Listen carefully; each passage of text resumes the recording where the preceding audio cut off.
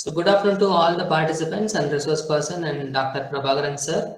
So thank you for attending, thank you for joining the Atal FTP Day 4 Session 3. So the session is Robotic Programming and Operation, which is going to be handled by Dr. M. Suresh, Associate Professor, PSG College of Technology, Coimbatore. So on behalf of Sri Ishwar College of Engineering and Department of EEE, I welcome you sir.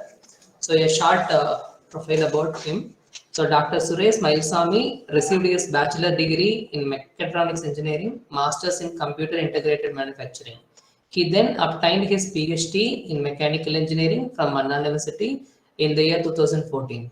His PhD research focused on theoretical and experimental investigations of orientations of brake pad in vibratory part feeders. His current research focuses on advanced manufacturing technology, process automation, and industrial robotics.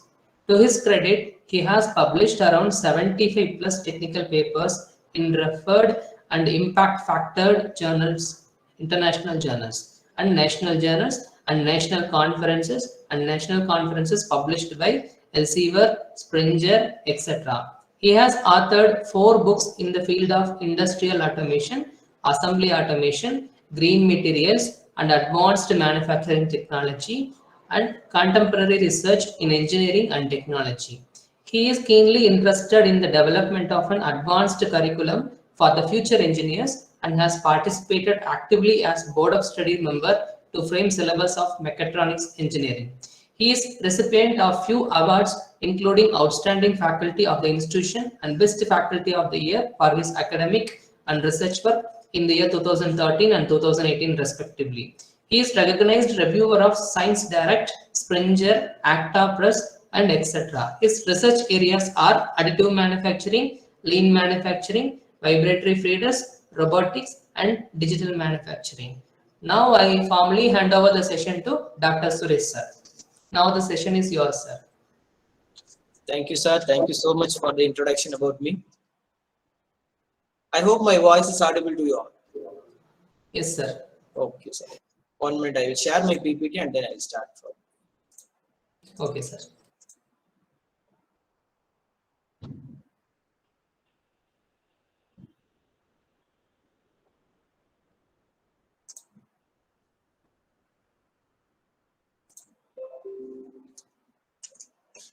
Is my slide visible, sir?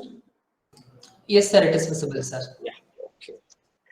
So today's topic is robot programming and operations. So first we will see what is automation, what is manufacturing and why we need automation. And then we will go on to the topic robotics and its programming and what are the operations performed by robots in industries. So that is today's topic. So first we will see what is robotics and automation. I hope this forum is interactive one. If suppose you need any clarification or you need any doubts, please let me know. Please unmute your mic and ask me and stop me in between. So this is just introduction about the manufacturing. You all know manufacturing is the process of converting a raw material into a finished goods. And the 4 major M's required for the manufacturing. One is method, man, machine, and material. So by using all these resources, how to do the manufacturing process or how to do the manufacturing in effective manner. So the main aim of the customer is to get a low cost product and high quality products. So the low cost with high quality product and the product should be easily available. That is the expectation of the customer here. And customer is willing to pay for this product, and the expectation of the company is the profit. Obviously there is a profit, then only the company will work, and then repeated business is required. Also there is a continuous growth is expected from the company. So this was the main important one here. Who wants what? So the customer expectation is a low cost product. Also he expects the high quality products. If suppose I need to give the product in a low cost, means I will compromise with the quality. But I need to give the importance to the quality means I need to compromise the cost, which means that the cost automatically will increase. So how it is possible? It is possible by introducing the automation system in the manufacturing sector. And what is automation? If suppose anyone is interested, please unmute your mic and tell me the word, what is automation and who coined this word? So the generally automation is defined as the use of machines and technology to make the process run on their own without manpower. So here, if suppose this word, the technology is not in this definition means animal can do this work, but that is not automation. So we need the technology and machines run on their own without manpower. That is called automation. So automation is the use of machines, control systems, and information technology to optimize the productivity in the production of goods and delivery of services. So I don't know what is the relation to the automation and robotics. Today's current topic is robotics, right? So robot is generally called, it is the automated machine. So I will define the robot in a single word that it is a machine. So these are the major types of machines, major types of automations. So one is fixed automation, flexible automation, and programmable automation. So there is a three major classifications of automation, and where we require fixed automation, where we require a flexible automation, as well as for the programmable automation. When the product quantity is high and the variety of the product is low, then we will go to fixed automation. So based on the product variety, we will fix the entire machine cell and the manufacturing cell so that that automated cell is called as a fixed automation type. If suppose product quantity as well as product variety is medium, then we will go to the flexible automation. The example for the flexible automation is a FMS, flexible manufacturing cell. FMS, flexible manufacturing systems. And the product variety is high and the quantity is low, like a batch production. So we will need a programmable automation. Here we will introduce the CNC machine and robotic system. So the product variety is very high and the quantity is very low. So we need to change the program based on the product variety day by day. So it is a critical task if suppose this condition is in fixed automation and flexible automation. But considering the programmable automation, it is very easy to change the program and then we will produce the product. So today we are going to focus only about the programmable automation. And what are the reasons for automating the industry? So the main reason is to increase the productivity and reduce the labor cost and to overcome the effects of labor shortages. Nowadays it is a very huge problem. The industry is facing the huge problem, but that is labor shortages. In that situations, we need a robot as well as automated machines. And also to improve the worker safety. Due to some hazardous environment, we can't satisfy the safety, right? So at that situation, we need robotic system and automated system. And also to improve the product quality, we need automation and to reduce the manufacturing lead time. By reducing the cycle time, automatically manufacturing lead time is reduced here. So whenever the manufacturing lead time reduced, automatically the productivity of the value stream is increased. And to accomplish what cannot be done manually, due to some hazardous area, manual work is not at all possible. So in this situation, we will implement the robotic and automation system. And to reduce or remove a routine, manual and clerical tasks. So these are all the main reasons to automate the industry. And this is the general principle for automation. We will call it as USA principle. So the first words of understand is U, simplify is S, and automate is A. So this principle is called as USA. So first, we need to understand the existing process. After that, we need to simplify the process. If suppose some critical process are involved in that, what are the possibilities to simplify the process that we will consider here? And then finally, we will automate the entire process by using the 10 strategies of automation and automation migration strategy principle. So generally, automation principle is USA. First, we need to understand the existing process, what is happening in the industry. After that, we will simplify the process. Then we will automate it. So in the third step, we told the 10 strategies for automation in the production system, that is denoted here. So the specialization of operation. What is the speciality of the operation here that will be considered? And is there any possibility to combine the two operations? And is it a simultaneous operation? If it is so, then we will consider the particular operations. Is there any possibility to integrate two different operations? Or we have to marry two technologies? Is there any possibility? We will check. And what is the flexibility of the particular operations? And what is the material handling and storage system is used for the operations? And is there any online inspection or offline inspection is introduced? And what is the process control, parameters and optimization, and plant operations and control, and then computer integrated manufacturing? All these things are needed to automate the industry. All these data are required to automate the manufacturing process. And this is called as a migration strategy, how the step-by-step procedure is used to automate the entire process system. So the first cell, so consider this is the first rectangular box, and then this is second. After that, we will go to the third step. So this is the phase one.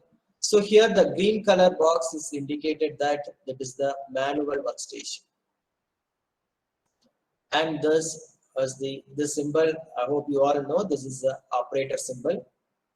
And here for this manual workstation, we need operator to control the machining operations. In the same way, we need operator to handle the workpiece from this machine to the bin, and then bin to the next machine. In the same way, there is a 3 machines. So totally, there is a 5 operators allocated for this application, for this machining process. So here is the raw material will enter. After that, this is the exhaust stage. Here the finished product will come out. So this is the first phase. Here I'm going to automate the system. The second phase is the semi-automatic conditions. So here I'm not going to consider all the operations. Here I'm only consider the machining process. So the manual workstation is converted into a automated one. So the green color manual workstation is converted into a automated machine cell. So this is the automated machines here is implemented. For example, maybe it is a CNC machine. But handling this product, we need a manual operator. So this is the second stage. After that, I'm going to convert the semi-automatic stage into a fully automatic one. So here there is automated machines. Also, we will implement the transfer lines or otherwise handling robots. So here the robots are introduced. If suppose I need to fully automate industry, I need robots as well as I need automation technology to convert the manual workstation into a automated workstation. So this is the migration strategy. So first manuals into semi-automatic and then fully automatic. So for this we need to use the USA technology. First, we need to understand the process. Then only we will implement the automated machines. After that, we will implement the robot or other handling devices. Now we will move on to the topic industrial robots.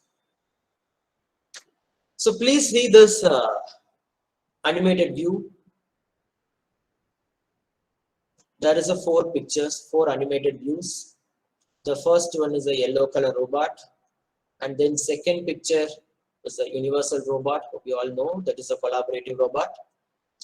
And the third one is the Navo robot.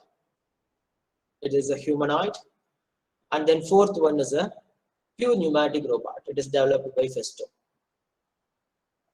I hope you all seen this video. Mrs. Viswapriya ma'am shown this video while handling the pneumatic system in robots. So these are the four robots, four major robots we will call it as. So one is industrial applications, another one is collaborative applications, and then humanoid. After that, there is another collaborative robot by using the pneumatic technology. If you are not seeing, I will show you this video, then you will get a better idea about the pneumatics, and then we will discuss this. Right? Yes.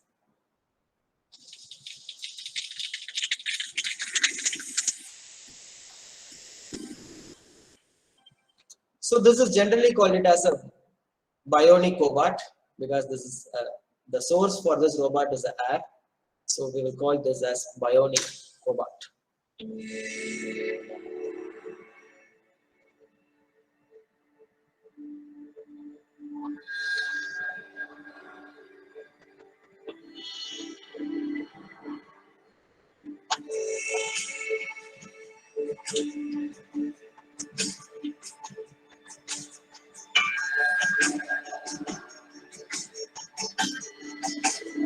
So we all know these are the control valves, because this is a pneumatic technology. So we need a direction control valve to control the entire process.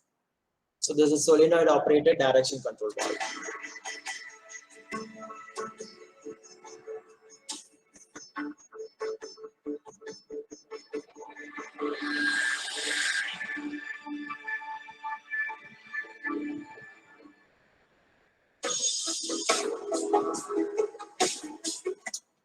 So this is the actuator. So it is pneumatically actuated. So this is the heart of the system. So it will control the entire process. It may be a linear actuator or rotary actuator. So this one is the rotary actuator.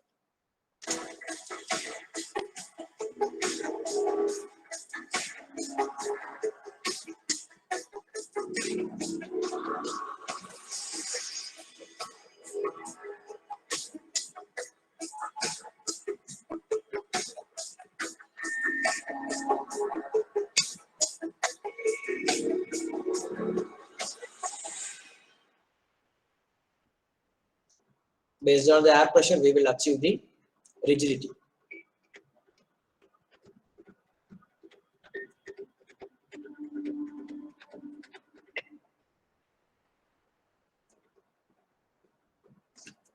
So this is the method to program a cobot, Festo Bionic cobot. So there is a general icons are there. Then we will drag it and then we will program it. That's all.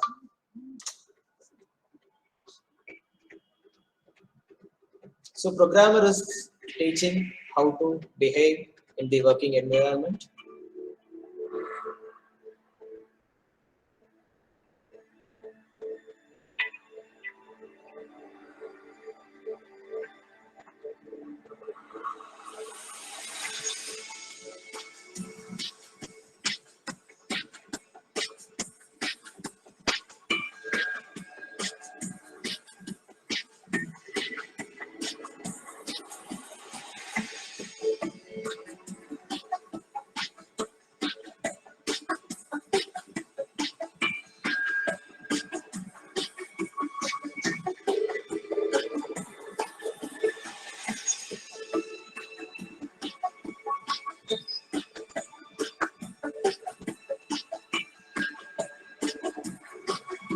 So we can use this collaborative robot for any applications, for handling or assembly.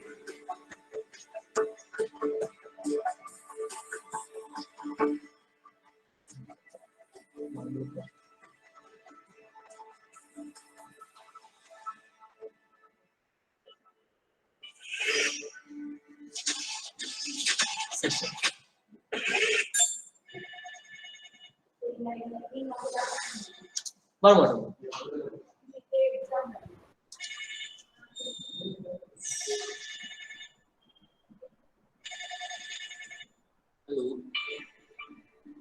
So we can use this robot for any applications. If suppose you need to implement this robot in your kitchen, you can do that.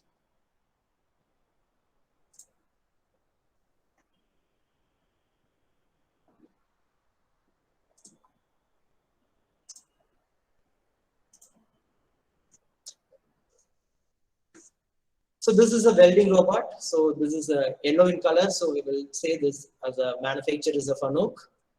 And this is a tool for welding applications. So this application is a welding, and this is another robot. The manufacturer is Universal Robot, and this is a Navo robot. So it is like a humanoid. So this video only we've seen now. So this is a robotics timeline. In 1922, this author Karl Kappak wrote a story called Rosum, Universal Robots, and introduced the word robota. He only coined the word robota. So the Z's meaning for the robota is the worker or server. And 1954, George DeWalt developed the first programmable robot. So the first programmable robot was developed in the year 1954. And the next year, Denavit and Hattenberger. So this is we will generally call it as D and H. Developed the homogeneous transformation matrices. So the DH matrix is the popular one to find the kinematics and dynamics of a manipulator. The position and orientation of a tool. So for that we need a DH matrices. It is developed in the year 1955. In 1962, Unimation was formed the first industrial robots. So the industrial robot was developed in the year 1962. And in 1973, Cincinnati introduced the T3 model of robot. After that, it is very popular in the industry. And then in 1990, ABB is introduced. So how to classify the robot? So configuration is different and the classification is also different. So here we are classifying the robot based on the variable sequence, playback, numerical control, and intelligent robot. So this classification is given by the Robotics Institute of America. We will call it as RAA. And what is variable sequence robot? A device that performs the successive stages of task according to a predetermined method easy to modify. So here we have a predetermined method to modify any program. So that is called as variable sequence robot. And the playback robot is a human operator perform the task manually by leading the robot. It's like you teach your child to write ABC. In the same way, we are going to teach a robot by holding his arm to teach the entire process. So that kind of robots are called as a playback robot. And the numerical control robot means that the operator supplies the movement program rather than teaching it the task manually. So playback robot means we will teach this robot by holding its arm and then we will teach. So here we will supply the program command to the robot. So that kind of command is converted into zeros and ones. So we will call it as numerical control robot. And then the last category is the intelligent robot. So here the robot with the means to understand its environment, where this robot is implemented. Robot should know where this robot is implemented. And the ability to successfully complete a task despite changes in the environment. So what task is allocated to this robot? So that task should be completed 100% without any loss. So robot will know where he is implemented, and based on the environment it will react. So that kind of robot is called as intelligent robot. So for that we have a software. So these are the classifications of robot. And then what is the definition for robot? So we all know robot is a reprogrammable device. Whenever we need, we will delete the program and then we will rewrite it. And it will perform the multifunctional task. And this is mainly designed to move material, parts, tools, and etc.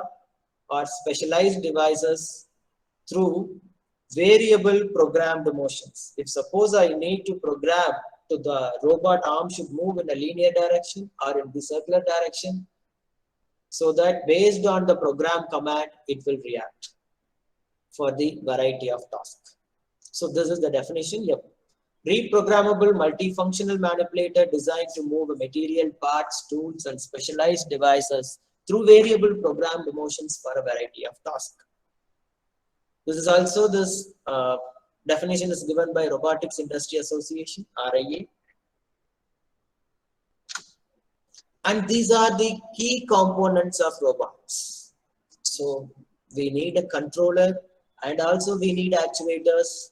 Also we need to sense the positions. For that we need sensors, and also we need user interface where to connect the programming devices. For that we need a user interface. And then the manipulator is developed by using the linkages, kinematic chain and kinematic bar. So generally we will call it as manipulator linkages. Also we need a base. So in the kinematics of machinery, we will call this robot as an open mechanism. Hope the mechanical faculty members may know that. So this is the open mechanism because the base is fixed in the frame and the end of the arm, which is called as a sixth arm or the seventh arm for the 6 degrees of freedom. The last arm is open, is not fixed to the base. So this mechanism is called as a open mechanism. And like a delta robots or some other, a few robots comes under the category of closed robots because it is fixed. Normally we will say the 4-bar mechanism as the example for closed mechanism, and the open mechanism example is industrial robots. So these are the key components of robots. And what are the accessories of robots? What are the components, main important components of robots? Generally, we will say the linkage system as manipulator. So this is the main body of a robot and consists of links, joints, and structural elements of the robot. So the two links are connected by using the joint. This joint may be a revolute joint or a prismatic joint. That is based on the robot configurations. So here the manipulator is developed by using the links and joints and other structural elements like a base of the robot. So that is called as a manipulator, and the end effector. So this is the part that generally handles the object. So end of the arm we will connect this, that's why it is called as end effector. Makes connection to other machines or perform the required task. It can vary in size, complexity from end effector on the shape shuttle to a small paper. So the end effector may be in a small size or in the huge size based on the applications what we are going to handle. So end effector is generally called as a tool. If suppose it is a robotic welding, we will use the torch as the welding torch as the end effector. If suppose handling some small object, we will use a 3-jaw gripper or 4-jaw gripper as an end effector. Vacuum gripper is one of the end effector. So these are the example for end effectors. And then actuators. I hope you all Yesterday you all attended the Dr. Prabhakaran sir's session. So that session is particularly for design and effector. And the next one is the actuators. Actuators are the muscles of the manipulators. This actuators only give the action to the manipulator. Because manipulators generally there is a linkages and joints. How this actions is achieved? Only because of the actuators. So generally the actuators are servo motors, stepper motors and pneumatic cylinders. So for the linear motion we will use the pneumatic cylinders. For the rotary motions and the semi-rotary motions we will use servo motor and stepper motor. And the next important one is a sensor. So sensor is a device which is used to sense the physical phenomena. In the same way here we are using the sensors to sense the positions and the orientation of a robot, where the robot arm is moved. Has this robot arm achieved the task or not, or achieved the destination or not? For that we need sensors. And then finally there is a controller. It controls the entire element of a entire element means an entire robotic system. So from the teach pendant or from the programming devices, the signal is moving to the controller, and then this controller will perform the numerical, convert this program into a machine language, and then it will send it to the actuator. Based on the language, it will react. Actuator will react. So that robot will complete its task. So these are the major important accessories or the components of robot. And if suppose I need to develop a robot or I need to design a robot, what are the prerequisites I should know? What are the prerequisites I need to develop a robot? So the first one, dynamic system modeling and analysis, and the pneumatic, hydraulic system and feedback control. If suppose I need to design a actuator, I need to know the pneumatic and hydraulic system as well as servo and stepper motor configurations and feedback controls. And the sensors and signal conditioning, which sensor is suitable for that particular task, we need to select that first. After that, we will implement. Also, the power electronics is important area while we developing the robot. And how to interface the external device with robot. Then only robot will react to the environment. So we need to interface it. So which interfacing modes or which interfacing concept is suitable for that particular applications we should know. After final, the important one is programming. How to feed the programming or how to feed my command to the robot. But this command should be a simple one to the programmer as well as to the robot. So like that, we need to take the programming devices, or otherwise offline or online programming, but we need to select for our convenient. So these are the knowledge base required to develop a robot. Also, we need the important disciplines like mathematics, physics, mechanical engineering, electrical and computer science engineering is required to develop the robot. And these are the needs of industrial robot. So this is the when we need the industrial robots. This is particularly for industrial robot. So in this session, I'm more focusing on industrial robots. Few other applications we will discuss, but major concentration is on industrial robot. So hazardous work environment, we need the robots, then only we will complete the task. So for that situations, we cannot use the manpower because that is the hazardous, very dangerous situational conditions. So for that we will implement a robot. And if suppose repetitive task, so one manual operator is doing the same job in a day, automatically his performance will down within a hour. So repetitive work cycle, we will go to the robotic applications, and consistency and accuracy.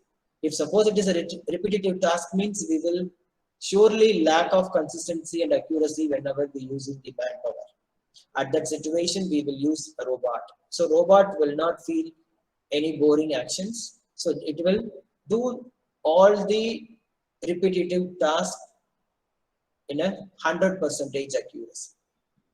And difficult handling task for human. If suppose we need to do some toilet cleaning applications like that, we need industrial robots or some other robots. Then only this difficult task is handled. So at that situations, we don't want human operator. And multi-shift operations. So for human being, only 8 hours is the working hours for considering the day.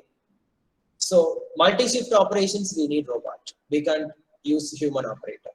Also reprogrammable and flexible system, so that we need robotic system. And the anatomy, we just simply seen the components of robot. Now we will see the anatomy of robot. So which is based on the degrees of freedom, how to mention the robot. Maybe it is a 6 DOF, 5 DOF, 2 degrees of freedom robot. So based on the degrees of freedom, we will classify the robot. So that is comes under the anatomy. So here there is a joint and there is a linkages. Based on the joint and link, we will specify the robot degrees of freedom. The number of independent movement that an object can perform in 3D space is called as number of degrees of freedom. I just imagine the object is in air. So this object has 12 degrees of freedom. Without considering the rotation, means it has 6 degrees of freedom in a spatial condition. It has 3 degrees of freedom in a planar conditions. So like that, we will classify the robot based on its joint and linkages. The most manipulator is usually in number of joints. So based on the joint, we will define the degrees of freedom. If suppose robot is also a mechanism, but this is comes under the open mechanism, I told already. So for the closed mechanism, we can use the Kutzbach criterion to find out the degrees of freedom. But here, based on the joints only, we will find out. But considering the Kutzbach criterion also, it is based on the joint, but it is based on the lower pair and higher pair. But this is based on the joint actions.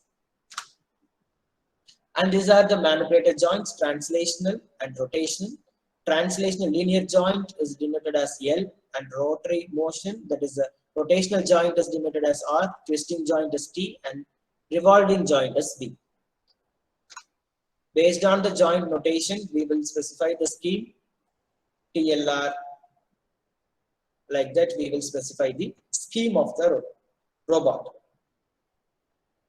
And then the configuration of the robot. So cylindrical body, a cylindrical configuration of the robot means the work envelope. So the maximum reach. So just consider this prismatic, this link. So this link, what is the maximum extension of the link is called as a reach. Okay. So here this link will not bend. So that's why I'm only considering this particular linear link. So that it will extend till its capacity. So that is what is the maximum extension is the maximum reach of this cylindrical robot. So reach is one of the parameter while considering the robot. And then the next action is up and down, and then rotary motion about the vertical axis. So that combining these three, we will achieve the work envelope of the robot. So for this particular robot, the work envelope is like a cylinder, so that this configuration is called as cylindrical robot or cylindrical configuration. So this is the work envelope of the cylindrical configuration. And in the same way, this is the Cartesian robot or the rectangular configuration. So here there is a L linear motion in the vertical axis and linear motion in the horizontal axis and the linear motion in the horizontal perpendicular axis. So all the motions are linear motions. So it's like a gantry type. So we will achieve the rectangular configuration. Sorry, rectangular envelope. So this is comes under the category of rectangular or Cartesian configuration. And this is a polar coordinate system. So here there is a one revolute and linear and rotary, so that we will achieve the spherical configuration. So this configuration is also called as polar or spherical configuration. And then last one is a jointed arm. So here also there is a 3 joints. So based on the joints, we will achieve the rotary motion. And then next one is a SCARA, selective compliant assembly robot arm. So this is the robotic arm. Here 2 rotary and 1 linear motion. So this is the work envelope of the SCARA robot. So this is just an animated view of a robot. So you can identify the robot based on its motion. So here one linear and 2 revolute. So this is SCARA robot. And here all the joints are in a linear motion. So this is a rectangular configuration. And here it is a jointed arm, 3 revolute joints. And here this is generally we will call it as a delta robot or a parallel manipulator. And here this is the rotary, here is up and down. So it will perform the cylindrical envelope, so that this comes under the category of cylindrical robot. And this is the another important one. This is autonomous robot. So any direction we can move based on the program. So this is called as autonomous robot. This is the next configuration. And considering the hand of the robot, so there is a 3 major axes or in the wrist of the robot. So here this is the wrist of the robot. So in this wrist there is a pitch, and the vertical axis is yaw, and then horizontal axis is rho. So based on these 3 axes, it will rotate. So this is attached in the robot manipulator. Yeah. So what are the important operations of robot that we will discuss now?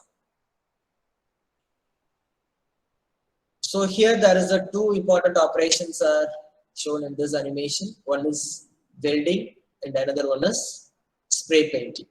So welding is the arc welding, and here it is the spray painting. So main important operations of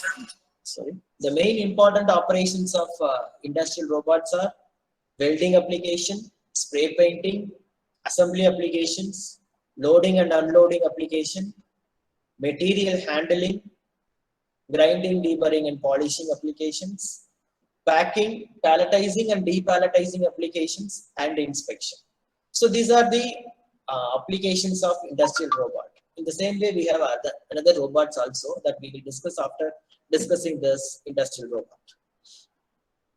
So we already seen the need of robots. So considering the welding application, it is very hazardous environment.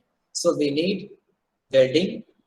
For spray painting, it will injurious human health. So automatically we need a robot. In the same way, assembly applications, it is a repetitive task. The same job only manual operator can do, so that we need a robot. Like that, the operations are classified here. So we will see one by one. So what is the need of robot welding? So mainly the robot welding are classified into 2 major processes. One is for spot welding and another one is for arc welding. So spot welding is there is a 2 electrodes. So the 2 electrodes will, whenever it is in contact, so that there is a welding will happen. So in the same way, arc welding is there is an welding torch, so it will produce the arc, so that welding will happen. So the main importance of robotic welding is the safety. So it is a hazardous environment, so the safety is important one, and undesirable job for workers. So that's why we need a robot. Heavy load are sometimes involves. So considering the component, so there is a huge components are involved in the welding applications. So that kind of applications, so robots we will implement. And to achieve quality and product uniformity. So the quality of the weld and uniformity of the weld, at the time we need robotic system. So this is the schematic for robotic welding. So here there is a robot, 6 degrees of KUKA robot, and here there is a welding torch. So here we will feed the wire by using the wire feeder technique. Also we have a thermal camera to monitor the process, and then we have a robot controllers, and then programming devices. Everything is attached to the controller. Okay, also we have a software system to see the animation or the simulation, and then we will perform the task. So these are the schematic of robotic welding. So initially we will use this teach pendant, and then we will teach the robot motions. After that we will run in the real time. So for that there is a wire feeder. So this feeder will send the wire to the torch. So automatically this welding will happen. To monitor this, we have a thermal cameras and other sensors. Position is achieved or not. So this feedback is also given to the controller. So for that we have a microcontroller. This controller is specifically made for robot, not for feedback devices. So here there is a microcontroller. Nowadays this microcontroller also inbuilt in this robot controllers. So this is the example schematic for a robotic welding. And the next important one is the loading and unloading in a machine. So considering the CNC machine, so we just type a program, and then we will do the simulation. If simulation is successfully runs, then we will go to the machining operations. For that, we don't want skill labors in that situations. Only programmer is required. So the loading and unloading is the very important task while considering the CNC machines or automated applications. So for that we need a robot to load and unload the components in a machine set. So here the safety is very important. So for that robot is here. And to eliminate the production slowdowns, if suppose we implement a human operator, there may be a chances of slowdown of operations. So at that time we will implement a robot. Robot will do a task without taking any break, without taking a tea break or lunch break. So it will do its own work. And to achieve high operating speed. So what speed we specified in the program, it will run throughout its process in the same speed. It will not down in the speed. And small clearance make manual feeding a tricky job. So if suppose we need any manual clearance or manual process, we will use this kind of robot. Also, if suppose we means the human operator can load the workpiece in a wrong way, there is a possibility. At that time, the entire job will go to the scrap. But robot, what is the position you specify? Accurately, the robot will load in the machine chuck. So for this kind of application, we need a robot in the loading and unloading applications. See here in this animated view, the green color part is a robot, and this is the CNC machine, CNC lathe. Here there is a chuck. So the workpiece is loaded by using this green color robot, and then this will load. After that, it will come out and then close the door. See the animated view.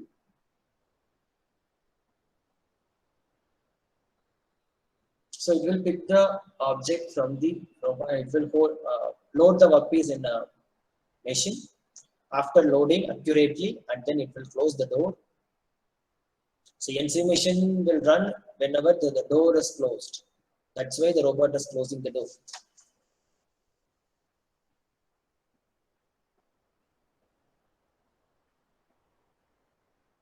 Yeah, cycle start. Robot is pressing the cycle start button. After that, it will load the completed component.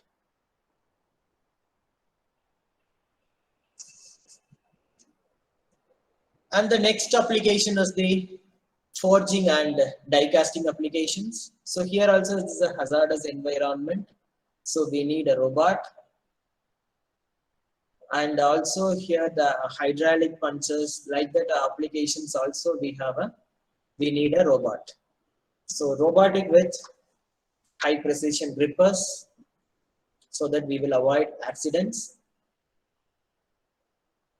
And then next important one is the spray painting applications. Here the environment in spray painting booths is very difficult to maintain according to the safety and health standards. Of course, because whenever we are using a human operator for this application, it is very, very difficult. A level of consistency is difficult to achieve when human workers are employed. If suppose it is employed, it is very difficult to maintain. Also, it is very dangerous to his human operator's health. Whenever he is taking inside when he is taking breath, so this health problem will come. So at that situation, we will implement a robot and line tracking capability for continuous feed conveyor. Yes, we will achieve that. And also we have few drawbacks while implementing the robot. Failure can be expected.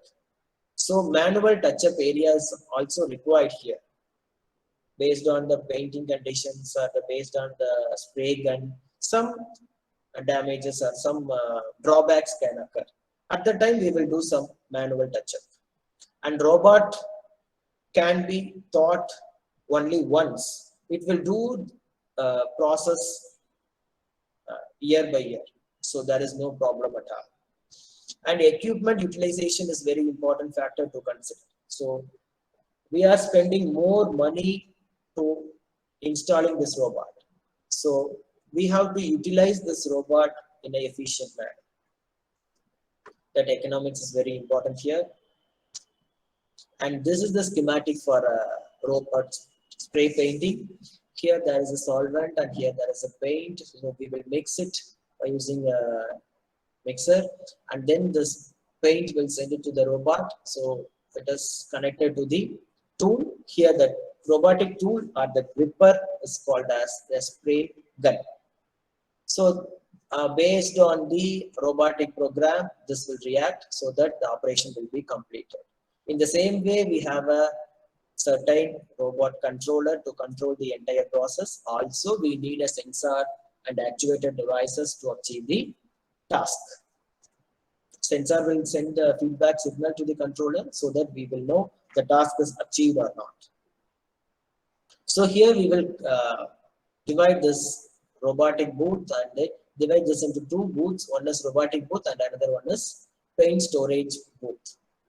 So here only the hoses are connected to the robot, not the entire system is connected to the robot. And the next application is the assembly application. Here, assembly requires precision, repeatability, variety of motions, sophisticated gripper devices, and sometimes compound gripper mechanisms. So assembly, in the case, the robot has to pick the part and it has to specify, and it has to place in the specified orientation, not in any orientation. So picking orientation is different and placing orientation is also different. For that, nowadays we have a camera is attached to the robot. So robot camera will see the part orientation and then it will capture the picture from the environment, and then it will compare with the master image, so that both images will be compared, and then the robot program will be run based on the orientation what we captured, and then the program will run. After that, robot will orient the part based on the specified orientation, and then it plays. So the system is called as a robot with machine vision system. Nowadays we are using in industry. And this is also a repetitive task. So human operator is not suitable for this kind of application, so that we need a robot. And variety of motions we need to perform. So holding and then placing, in between there is a stacking, palletizing, depalletizing, all the operations will come. Sorry. So all the operations will come. So for that we need a robot. So robot will save labor cost, and repetitive job is boring job for human operator, that will be eliminated by robot. Fast and efficient work requirement is required for assembly robot. So for assembly applications, just imagine there is a car assembly and engine assembly. For that, the task is given. The cycle time is very, very important for this kind of huge products, so that the robots will do its task within a limited cycle time. And accuracy is also more important. Based on the access, without any problem, the robot will place the product in very accurate manner. And up to this is the industrial applications. So arc and spot welding, spray painting, assembly applications, loading and unloading, material handling, grinding. Handling, I will show you the forthcoming slide. And grinding, deburring also the same robot is used. Packing and depalletizing is one of the assembly applications, and also for online inspection. So for that, robot will hold the workpiece and then show it on the camera. So the camera will capture the image, and then it will compare with the master image. So if the images is coincide with the master image, then it is accepted, or otherwise it will be rejected. The component is sent to the rejected bin. And the next one is the robots are implemented in the medical field. So this kind of robots are also developed in our Department of Robotics and Automation Engineering. That is for endoscopy application. So here also we are developing the robot for laparoscopic application. So here there is a trocar. I hope you all know this is the trocar. So this trocar is like a scissor. So it will extend and it will hold the part which is to be removed. And then there is a scissor. It will remove the part, and then it is hold, and then it is sucked, and it is come out. So this kind of application is nowadays it is hospital is implemented in the Coimbatore GEM hospital is implemented this kind of robotic surgery. So this is one of the field. And this is the next important field. Considering the warehouse, the robots transportation is very important. So for that, we will use mobile manipulators or mobile platforms or AMRs to handle the products. Amazon is using AMRs to handle the parts. Yes, next we will go to the second topic, robot programming. Here, in the stipulated time, we only discuss about the FANUC robot programming. In the FANUC robot programming, we will discuss the teach pendant programming, that is denoted here as TP. So this robot is called as a FANUC robot, and it has 6 degrees of freedom. And we have a teach pendant with this robot. So by using this teach pendant, we will program it. So while doing the programming operations, we need to know few important things, then only we will program it. So we will see one by one. After that, I will show you the program at the end. So these are the robots which is implemented in our laboratory. So this is the handling robot. So this robot name is a Fanuc M17IC, and this is mainly for handling applications. This robot is implemented in our CNC center to handle the workpieces. And the controller name for this robot is R30IA, and number of axes, here it is 6 axes. So the number of degrees of freedom is also 6 degrees of freedom. So this configuration is an articulated configuration robot, and it is payload. The maximum capacity this robot will handle for application is 70 kg. So the main application for this robot is pick and place application. And the next robot what we have in our laboratory, only I am saying the Fanuc robot. We have 4 Fanuc robots in our lab. Other robots we have. So if you have time, you can please visit our department and then see the facilities.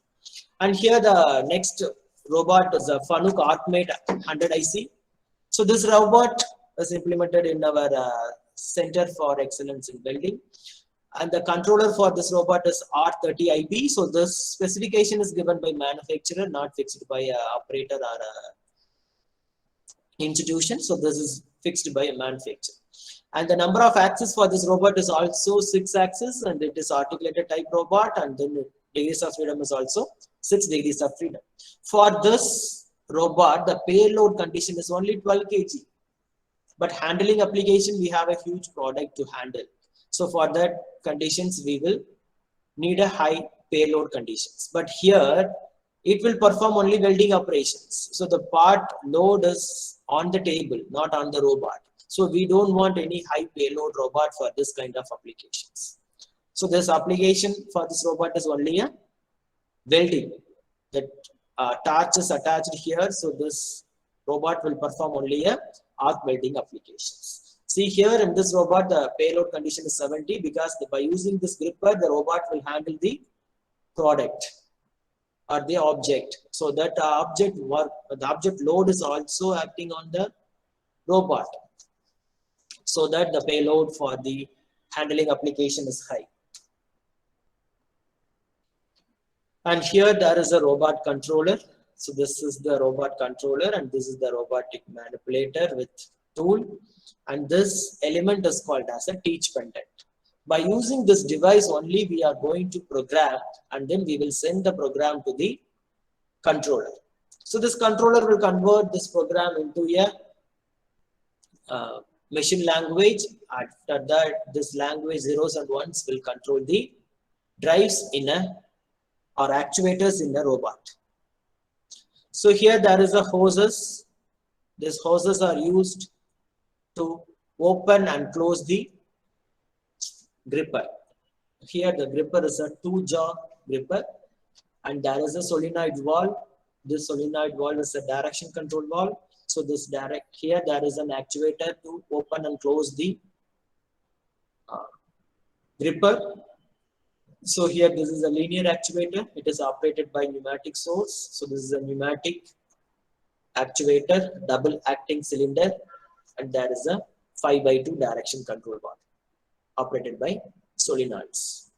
Why we are using the solenoids here rather than the pilot operated or manual operated? Because the entire system is automated one. So the robotic controller will send the electrical signal so that solenoid will energize and then it will perform the operation. For that we need a solenoid operated direction control valve. And how to select the robot for our application? Here, these are the criteria to select the robots. The first one is application.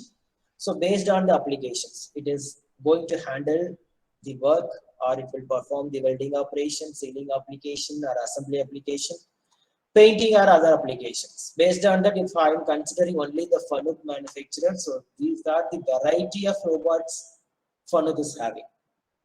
So based on the payload condition, based on the application, based on the reach required, and based on the accuracy robot will produce, and also the cost of the robot, we will select the robot. So these are the main important one. What is the payload conditions? So for welding application, the payload is different. For handling application, the payload is different. For painting application also payload is different. Based on that only we are going to develop the we are going to select the robot. And then next one is the reach. What is the maximum extension of a robot by using all the arms, not a single arm? By using all the arms, what is the maximum extension of a robot? That is the reach. And what is the accuracy this robot will produce for particular applications? Everything is given by the manufacturer. Based on the manufacturer catalog, we will select the robot. The last important one is a cost. Cost is also important while implementing the robot in your industry or in your institution. And then controller we specified here R30IA and R30IB. For handling tools we use this controller. For R tool we use this kind of controller. And this is the controller components. Here there is a power on and off switch. This is only to give the power to the controller. But here there is another switch is called as a mode switch. In which mode I need to program the robot. In the teach mode 1 or teach mode 2 or the auto mode. Teach mode 1 is the T1. It's specified here. I hope it is it visible. T1 means that it is fully manual mode. T2 means it is semi-automatic mode. Auto means it is fully automatic mode. There is no human intervention. So we need to select based on the mode only robot will react. So initially we are going to teach the robot the positions where the robot should move. For that case, we have to use T1 mode. Okay, and then there is a cycle start button. After completing all the tasks, after teaching the robot, then we will check the robot movement, and then we will finalize the robot path. After completing everything, then we will use the cycle start button. Then robot will do the real operation in the real speed rate what you specified in the program. So for that we have a cycle start button. And there is a emergency stop push button. If suppose any emergency occur in between the operation, we can press this emergency. We have 3 emergencies. These industrial robots only operated within inside the robotic cell because it is perform a hazardous operation. Okay, so no operators will be allowed while doing the operation. So what we have to do means we have to frame the work cell. And then there is the emergency in the work cell as well as there is the emergency in the teach pendant and another emergency switch in the controller. All these emergency push buttons should be released while you are going to program the robot. Okay, while you are going to program the robot, all these emergency push buttons should be released. Then only robot will react. So there is a 3 emergencies because of the safety purpose. We are using 3 emergencies, and then there is a interface panel. Here we will interface the external devices. So suppose you need to connect with the robot, and then this is the manufacturer information. Based on the robot what you selected, that information is given here. And then the last important one is the teach pendant. This is called as a programming device for our application. And controller heat will be removed by using this fan. So this is the teach pendant, is called as a programming device. In this programming device, here there is a display. In this display, we will see all the commands, what we are going to give, the motion to the robot, everything is displayed here.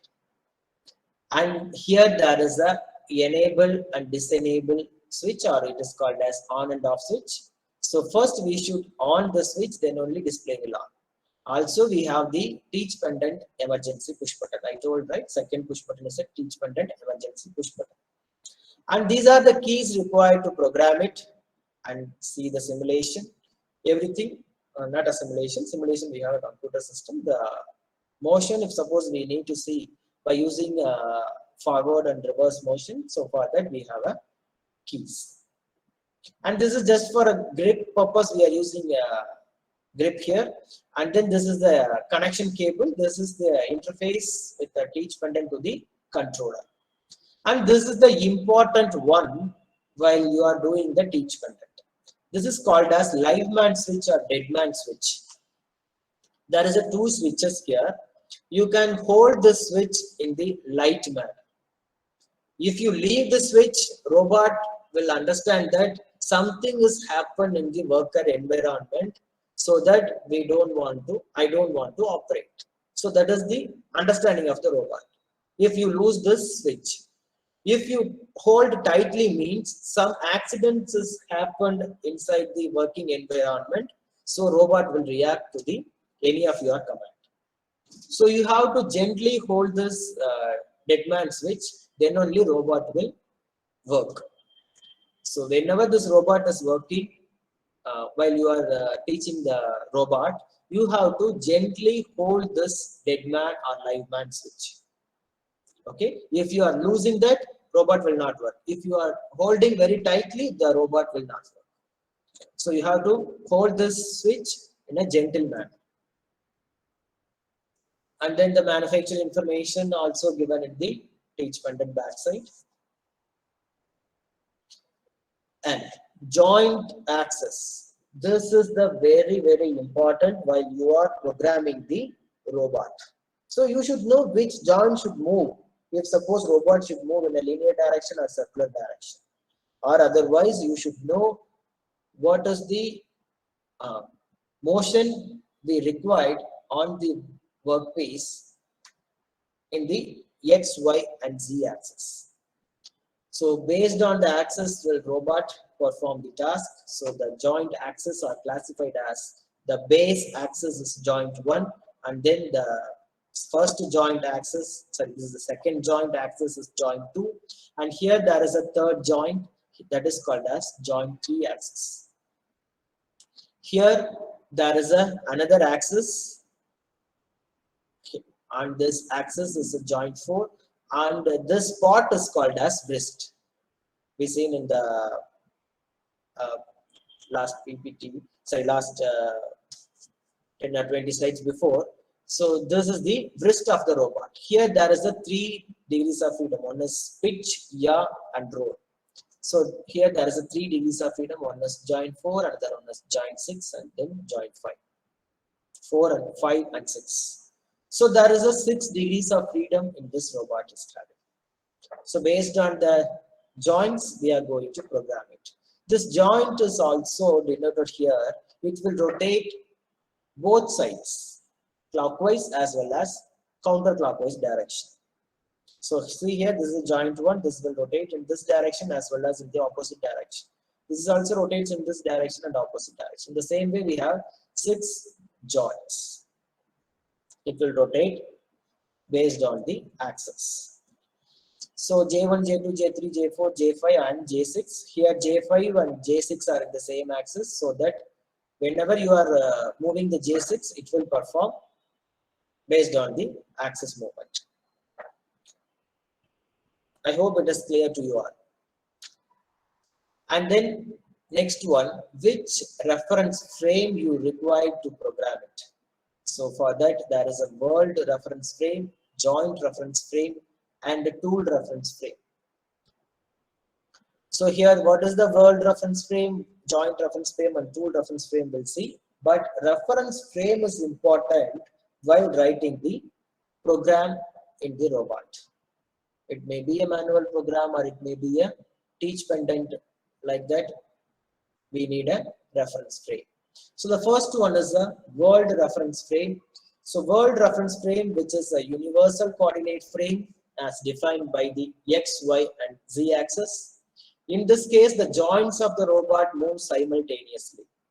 So here it is not based on the joints of the robot. It is based on the what axis you specified in the tool. So here there is a tool. Here there is X, Y, and Z axis. Yes. If you have any doubt, please ask me now. Somebody is unmuted.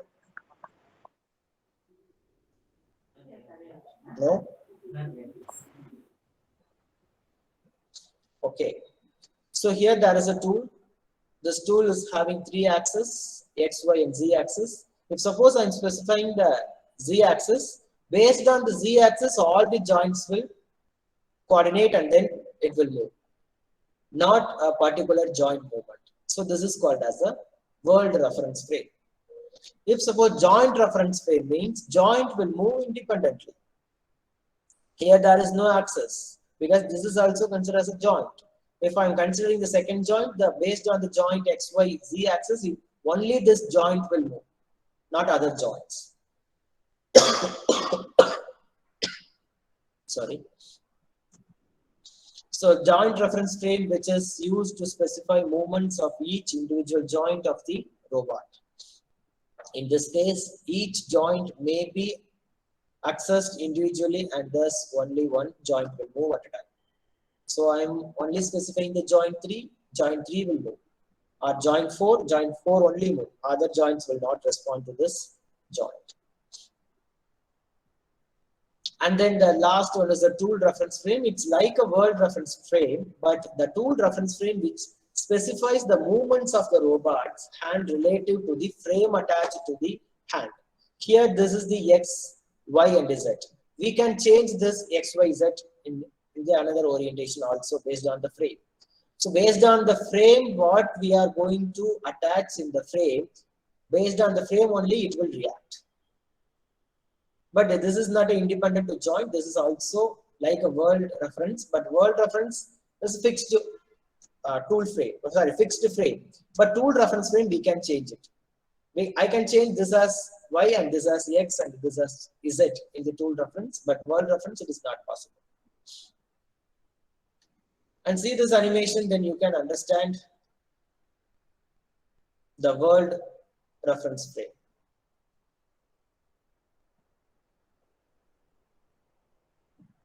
So this is the example for world reference frame, X, Y, and Z axis. Here the Z axis only moving towards the robot. So this is the normal specified reference. Here I changed for my convenience. So that X, Y, and Z axis are different orientations. We can change it based on our convenience. So that is comes under the category of tool reference. Here it is world reference frame. So this is the software which we are using in our laboratory. And the software is called as RoboGuide. It is developed by Fanuc.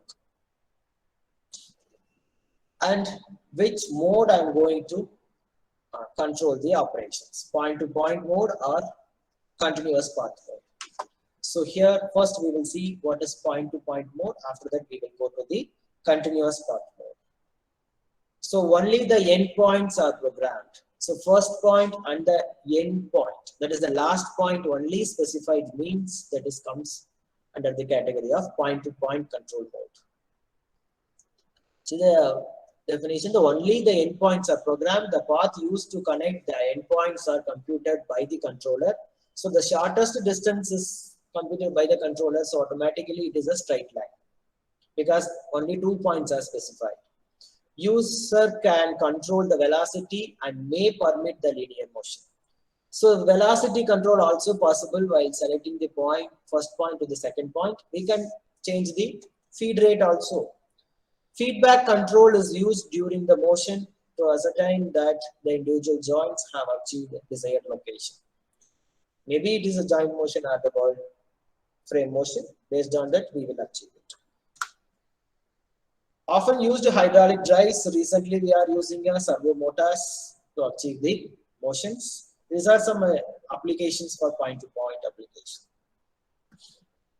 And the continuous path application means in addition to the control over the endpoints. So point-to-point control, there is only 2 points, first and end point. Here I will give you the intermediate point.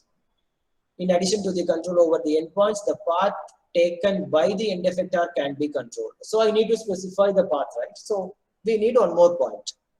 Path is controlled by manipulating the joints throughout the entire motion via closed loop control. So the another point is specified based on the point, that is intermediate point. This will compute the path so that automatically arc or circle will be made. For the applications are spray painting, polishing, grinding, arc welding, etc. etc. And robot programming methods. Here we will do the robot programming in online method, online programming or offline programming. Online programming means robot should enable and the controller should on whenever we are doing the program. Teach pendant method and lead through programming method are examples for online programming. And offline programming, robotic programming language we can use. We can open the computer software and then install the software systems.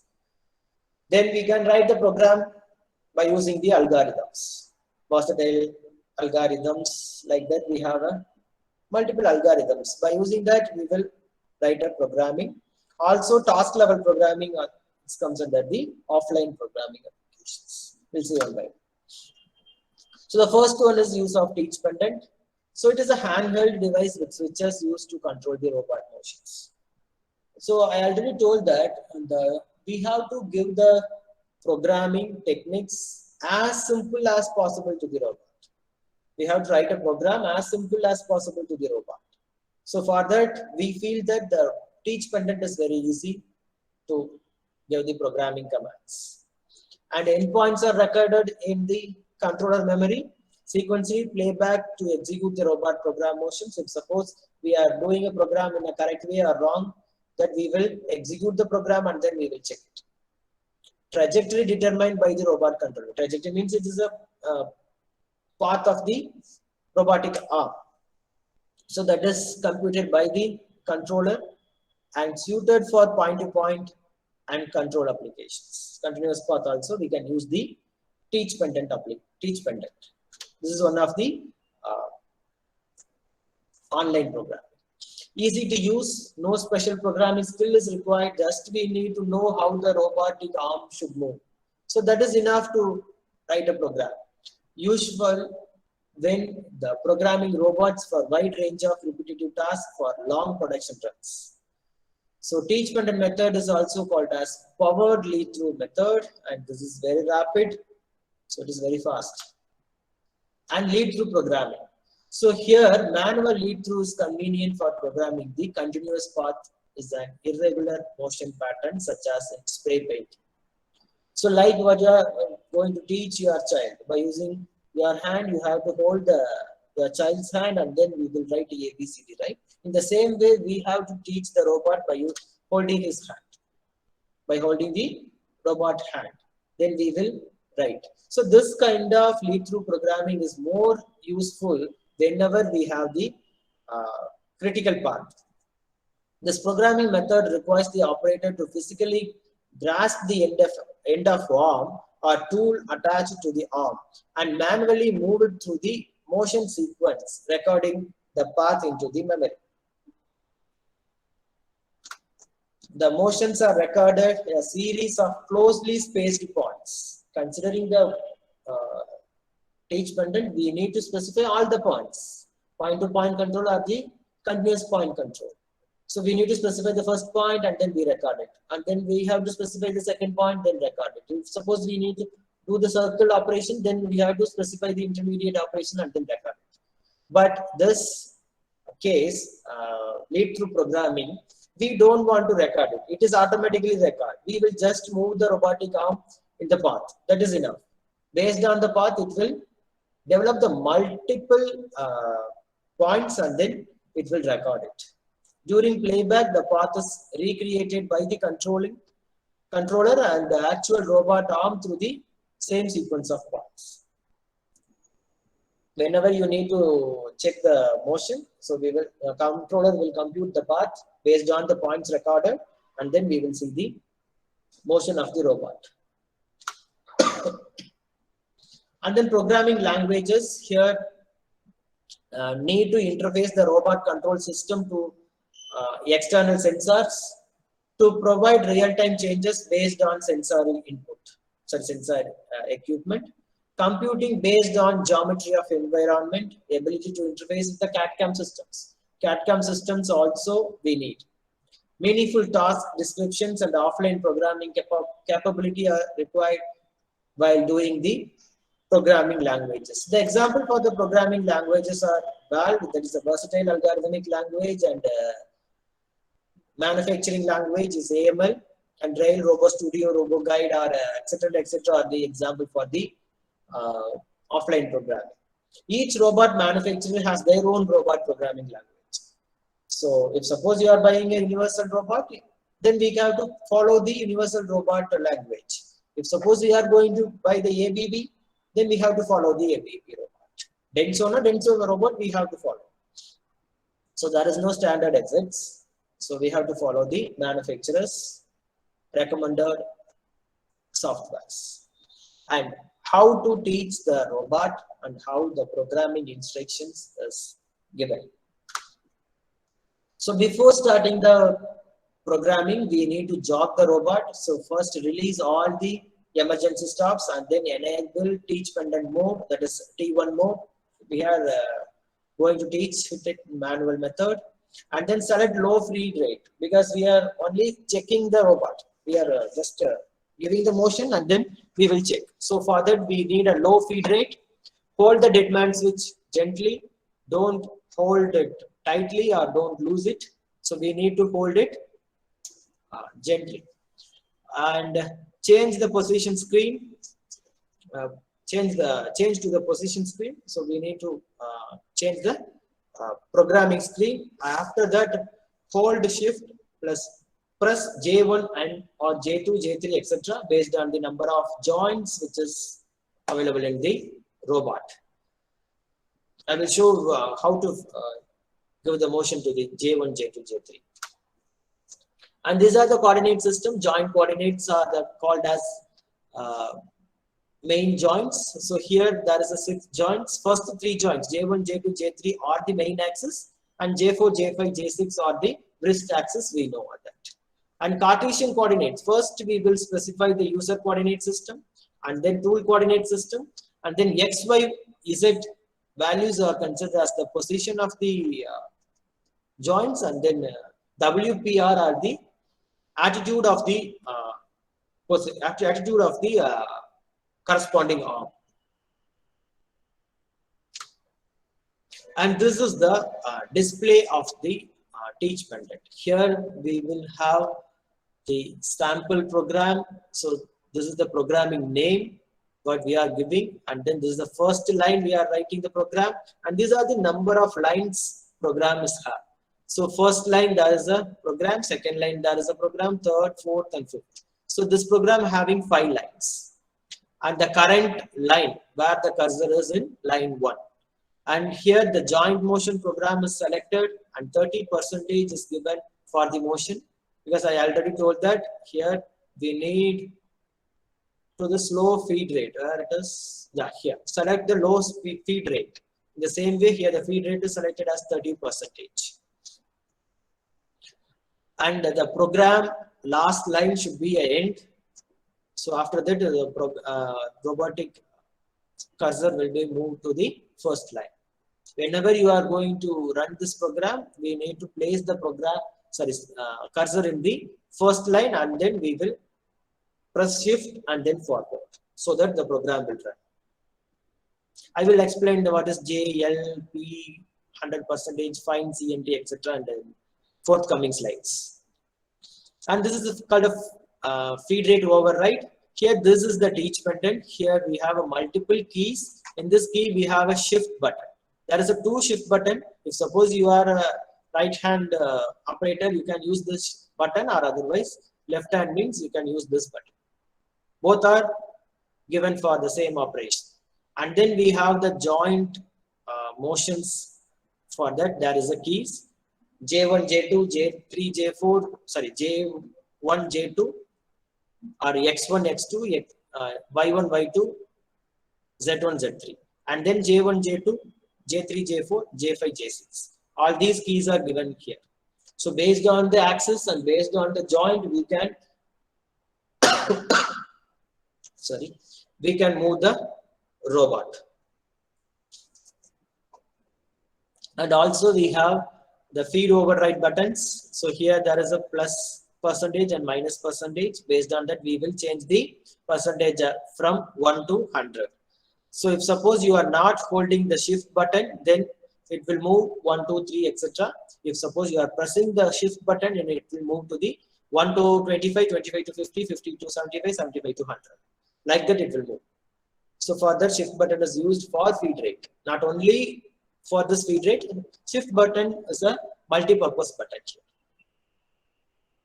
And other keys are shift button. You know that these are the joint motions and axis motion buttons.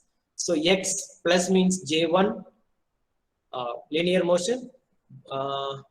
X, another motion is the rotary motion of X. Y, J2, J5 for Y axis. The same way we have a linear axis and then rotary axis. And other buttons here it is given. The coordinate motion is to select the joint motion, world motion, or tool frame motion. For that we need coordinate button, and then we have a fine and CNT percentage. To improve that, we have a buttons. In the same way, F1 to F5 is the selection button. The screen will show which button you want. Based on that, we have to select the button. And the next operation, we have a buttons. In the same way, we have other input output buttons and status buttons.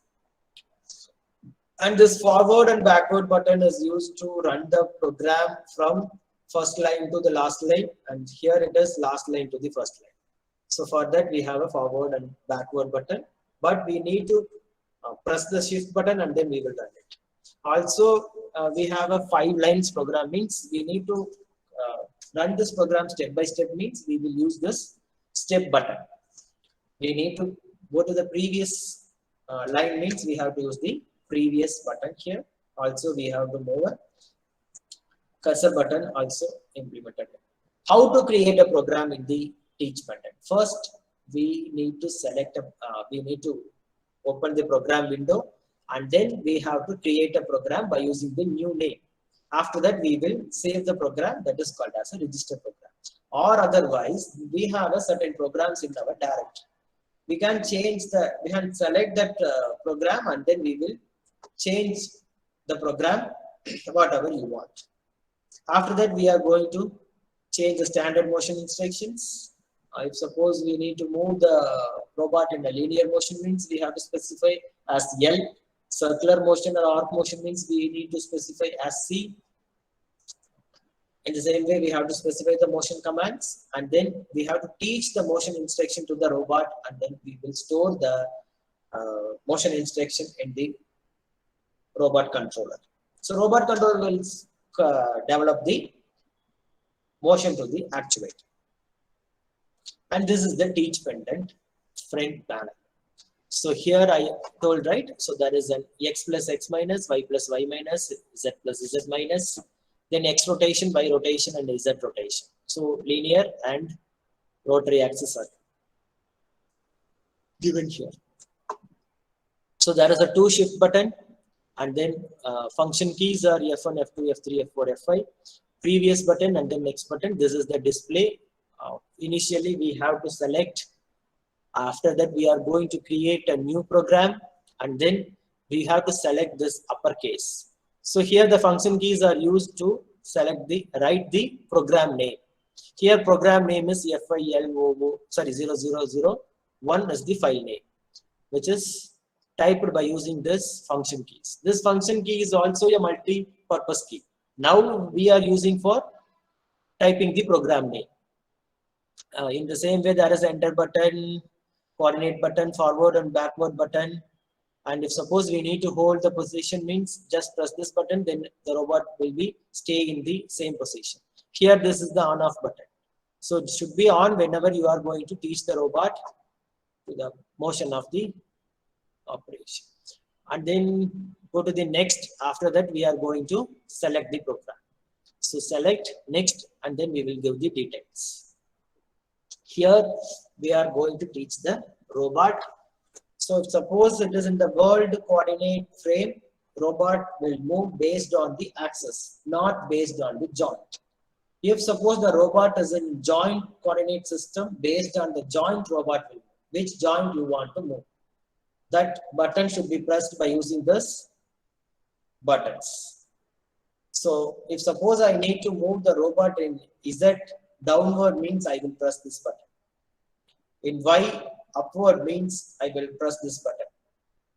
X horizontal direction, I will press this button. If suppose I need rotary motion in X axis means I will press this J4 and J5, clockwise or counterclockwise. Based on that I will select if suppose joint motion is selected.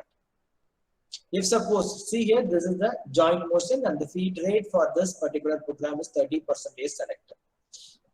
And this is the program name, and here I'm going to type the program.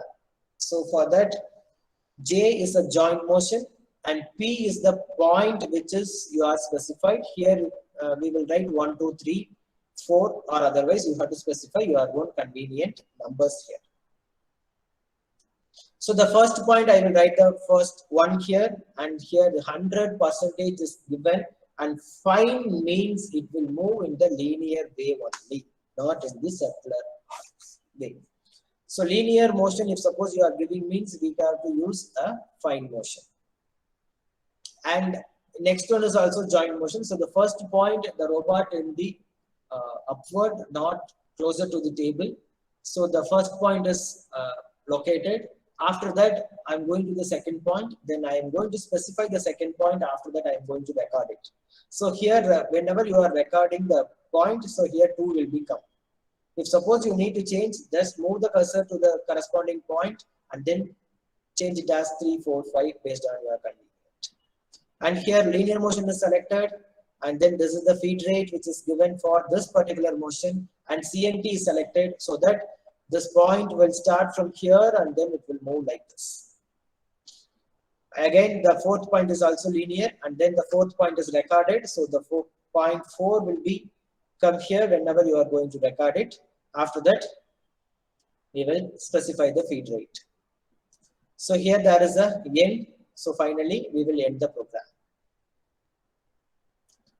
And these are the program details. So this is the position data format. P is 1 to 1500 or PR is 1 to 100. Based on that, you can select. This is in the percentage. This is in the mm per second or meter per second. Based on that is given here. And motion also, J is a joint motion, L is a linear motion, C is a circular motion. So this is J.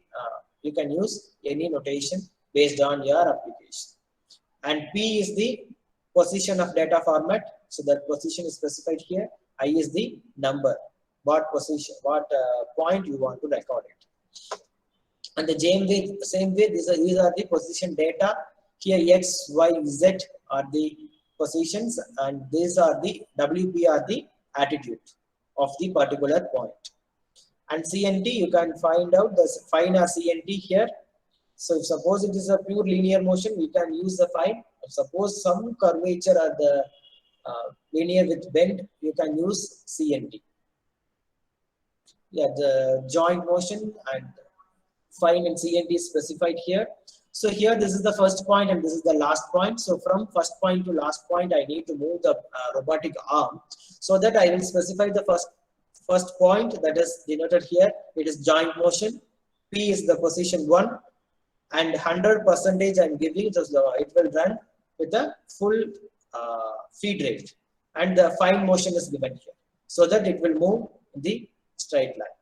After that, the second point is recorded. So this is the second point.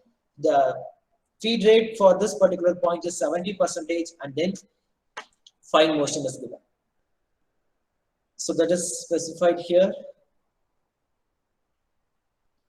And then a linear motion in the same way, this point is P1 and here it is P2. So from P1 to P2, we need to move the point. So the point 1 is specified with the 100% fine motion. And then the second point is a linear motion. From P1 to P2 is a linear motion. So that's why it is specified as L, not as J. So J means it just move, but it will not perform any operation. So that we need to specify it as L. And then point 2 is recorded with the feed rate of 500 mm per second, and then fine motion is recorded here.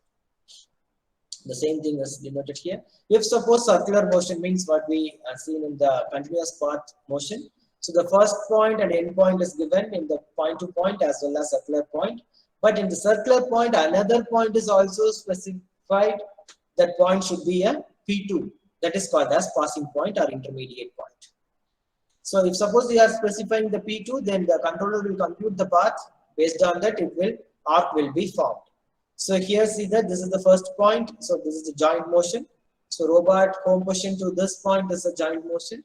And then from this point to here is the circular path. So that's why it is specified as C.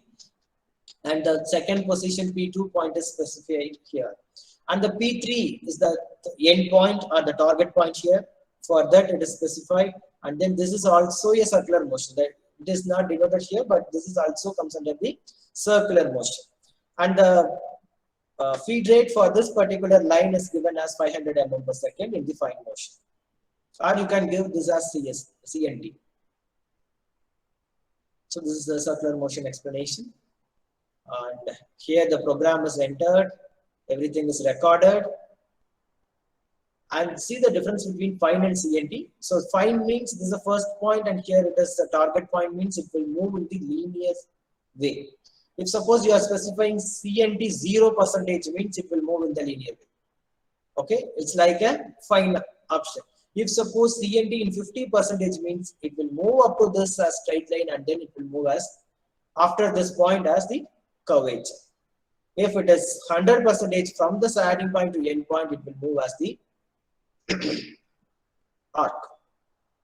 So for a linear motion, you can give fine and CNT 0%. For arc motion, you can give a CNT 50% or 100%. For circular motion, you can give it as CNT 100%. That is the difference between CNT and fine motion. You can understand by seeing this animation. So here there is a collaborative robot is performing fine and CNT. So this motion is fine motion and here it is CNT motion. See the difference between fine and CNT.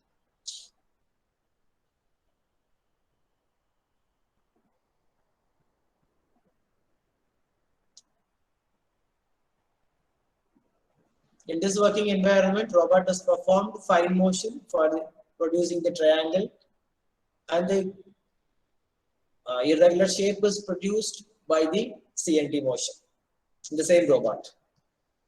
So you have to specify fine or CNT based on your application. And this is the program what we entered in our teach pendant. So the program is written here. P100, P1 is a home position point, and then P2 point is specified, that is in L.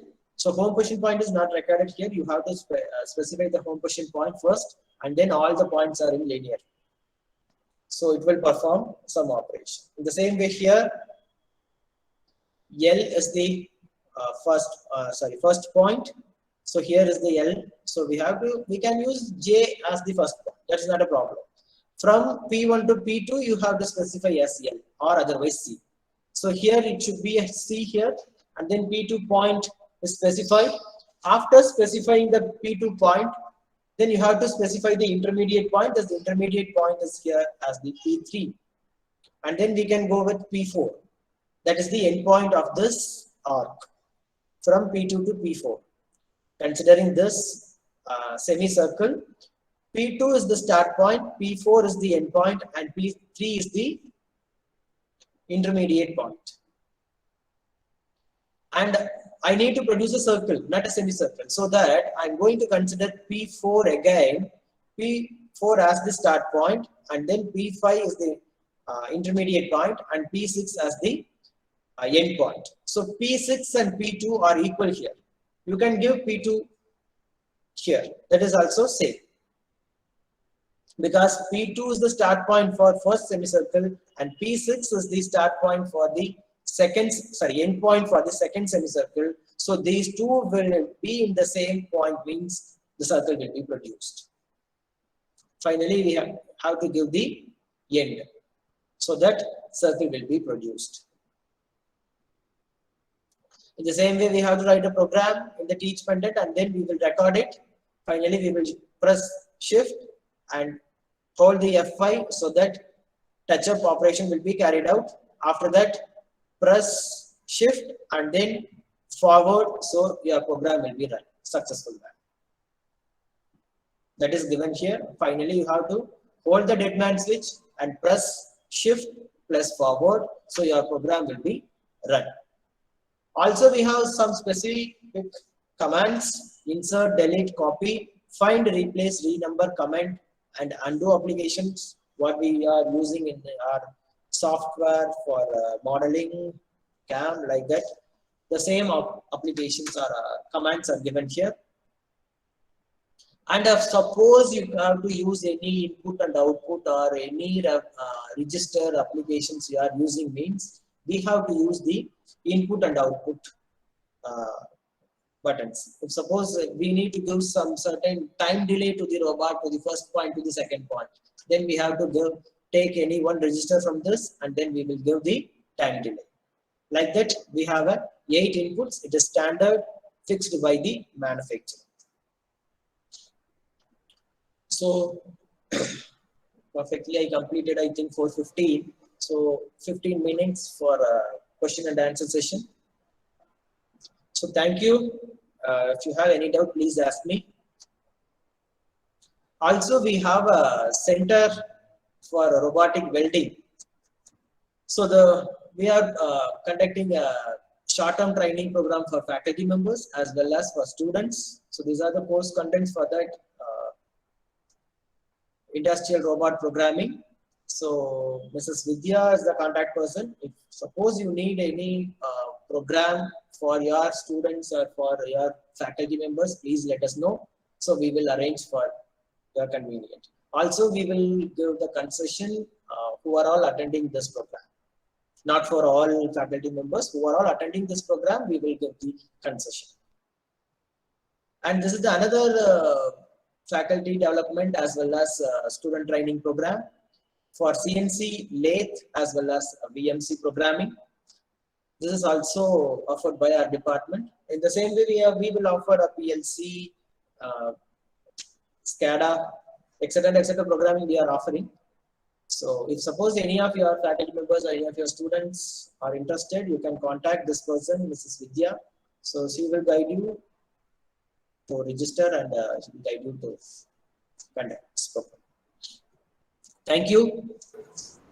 So thank you, sir, for giving the excellent guest lecture on the topic robotic programming and operation. We understood so many fundamental things, starting from the automation basics to programming of robot. So we have really enjoyed your session, sir. Thank you for accepting our invitation and delivering the guest lecture, sir. Thank you so much, sir. Welcome, sir. So participants, I have posted the feedback link in the chat box. So kindly fill the feedback form. So see you tomorrow. Thank you. Have a nice day. Okay, thank you so much. I will leave now.